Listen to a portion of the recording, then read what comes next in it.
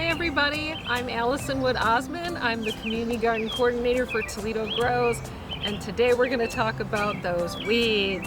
War on weeds and our arsenal of tools and how to best handle those. What we usually tell people is get the weed when it's small. The smaller the weed, the smaller the root, the easier it is to pull out. As everyone knows, if you leave some of the root behind, the weed will grow back. The other thing to do is the weed has gotten bigger. Try to get the weeds before they set flower. If they've already set flower, try to get the weed before it sets seed. If it's already set seed and it's the kind of seed that blows around when you pull the weed or drops to the ground, try to get the flowers or that puffy seed head off first by encasing it with your hand or a bag or something, because as you cultivate the soil to get the weed out, you will be dispersing seeds and planting another generation of billions of weeds to come up. Some of my favorite tools to use to get weeds out and get as much as possible, if not all, is your handy dandelion digger, aka asparagus digger. It allows you to get deep into the soil, gets up underneath the root, and then you pop the weed up.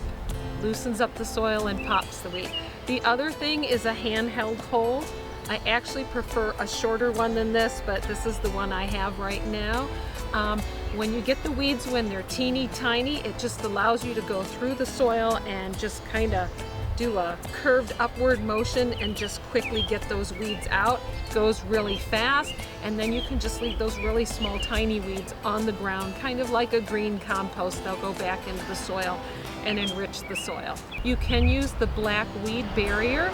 Make sure it says weed barrier, but it's permeable, so it lets water and air through. Don't use that heavy black plastic. It has to be permeable weed barrier. It's kind of like a fabric. You can put that down and then cut X's. The other thing you can do is you can use newspaper and wood chips, but in between raised beds. If you prefer to keep the weeds down, you can use cardboard or mulch. Cardboard is much heavier, so that's why we only recommend it in areas where you're not growing plants or where adjacent tree or shrub roots are not in that area in the ground, because cardboard cuts off more of the oxygen and moisture to the soil, and those plants need the oxygen and moisture as well. So when you pull the weeds, if the weeds do not have seed heads on them or flowers, you can throw those in your composter, with the exception of horsetail grass, bindweed, and thistle.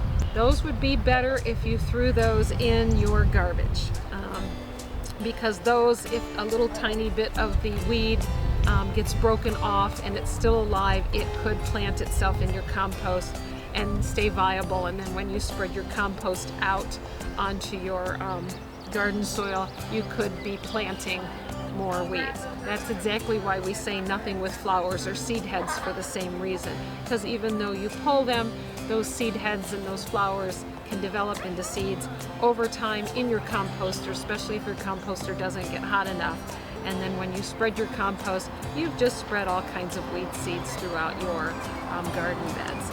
So my advice to you guys, lovely gardeners out there with the war on weeds, the best thing to do, if you can, is to weed after it's rained or after you've watered, a couple hours after you've watered, because it softens up the ground and it just makes it easier to get those weeds out.